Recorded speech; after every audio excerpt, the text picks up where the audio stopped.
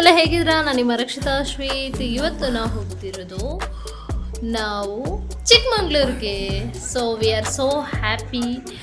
ಏನಂದರೆ ಮದುವೆಗಿಂತ ಮುಂಚೆ ನಾವು ಹೋಗ್ಬೇಕಂತ ಪ್ಲ್ಯಾನ್ ಆಗಿತ್ತು. ಸೊ ನಾನು ಮದುವೆಗಿಂತ ಮುಂಚೆ ನನ್ನ ಫ್ರೆಂಡ್ ಮುಂಚೆ ಹೋಗ್ಬೇಕನ್ನೋದು ಅವಳು ಕನಸು ಕೂಡ. So finally we did. I am so happy. ನೋಡಿ ವ್ಯೂ ಎಷ್ಟು ಚೆನ್ನಾಗಿದೆ. ಮಾರ್ನಿಂಗ್ ಹೋಗಿದ್ದು, ಬಟ್ ಅಲ್ಲಿ ರೀಚ್ ಆಗೋಕೆ ಆಲ್ಮೋಸ್ಟ್ 11-12 o'clock ಆಗಿತ್ತು. So do you know this place? Please comment.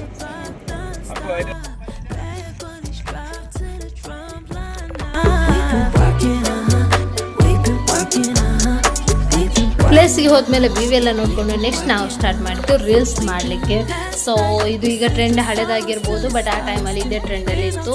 V are so happy. Almost 5-6 ಡೇಸ್ಗಿಂತ ಮುಂಚೆ ಇದೇ ಸರ್ಚ್ ಮಾಡೋದೇ ಕೆಲಸ ಆಗಿತ್ತು. ಆ್ಯಂಡ್ ನನ್ನ ಫ್ರೆಂಡ್ಶನಿಗೂ ಇದು ತುಂಬ ಇಷ್ಟ ಆಗಿತ್ತು ಹೀಗೆಲ್ಲ ಮಾಡಬೇಕಂತ. I am also happy. We all happy because ಏನಂತ ಅಂದ್ಕೊಂಡಿದ್ವಿ, ಒಂದು ಗರ್ಲ್ಸ್ ಡೇಟ್ ಥರ. ಸೊ ಅದೊಂದು ಖುಷಿ ಆಯಿತು. ಎಲ್ಲ ಮೆಮೊರೀಸ್ ಈಗ.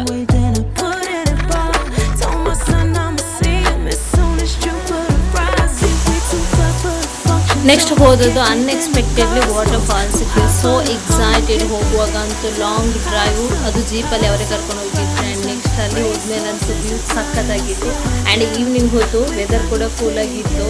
ಏನೋ ತುಂಬ ಖುಷಿ ಆಗ್ತಿತ್ತು. ಬಟ್ ನಮ್ಮಿಬ್ಬರನ್ನು ಬಿಟ್ಟು ಬೇರೆ ಯಾರಲ್ಲಿ ಬರ್ತಾನೆ ಇರಲಿಲ್ಲ, ಅವ್ರಿಗೆ ಭಯ ಆಗ್ತಿತ್ತು. ಆ್ಯಂಡ್ ಆಲ್ರೆಡಿ ಅವರು ಒಮ್ಮೆ ಮೇಕಪ್ ಮಾಡ್ಕೊಂಡಿದ್ದ ಕಾರಣ ಮತ್ತೆ ಒದ್ದಾಗ್ಲಿಕ್ಕೆ ಅವ್ರಿಗೂ ಇಷ್ಟ ಇರಲಿಲ್ಲ. ಸೊ ಇದೆಲ್ಲ ಮುಗಿಸ್ಕೊಂಡು ನಾವು ರಿಟರ್ನ್ ಬರುವಾಗ ಆಲ್ಮೋಸ್ಟ್ ನೈಟ್ ಆಗ್ತಾ ಬಂತು. ಸೊ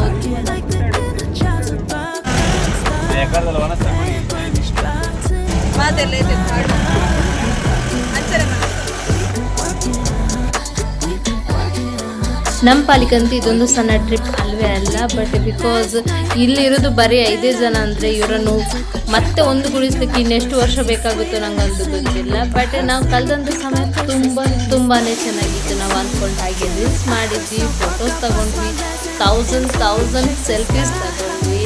ಆ್ಯಂಡ್ ಆ ಮೆಮೊರೀಸನ್ನೆಲ್ಲ ಈಗ ಸ್ಟೋರ್ ಮಾಡಿಟ್ಕೊಂಡಿದ್ದೇವೆ.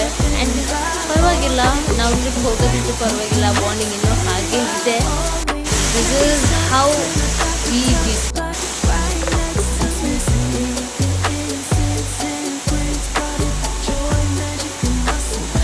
ಇವಿಷ್ಟು ನನ್ನ ಸಣ್ಣ ಮೆಮೊರೀಸ್ ಪ್ಯಾಕ್ ಆಗಿದ್ದು. ನಿಮ್ಗೆ ಇಷ್ಟ ಆದರೆ ಲೈಕ್, ಶೇರ್, ಕಮೆಂಟ್ ಮಾಡಿ. ಆ್ಯಂಡ್ ನೀವು ನಿಮ್ಮ ಫ್ರೆಂಡ್ಸ್ ಜೊತೆ ಹೊರಗೋಗಿ ಎಂಜಾಯ್ ಮಾಡಿ ಅಂತ ಹೇಳ್ತಾ tata bye. Thank you so much.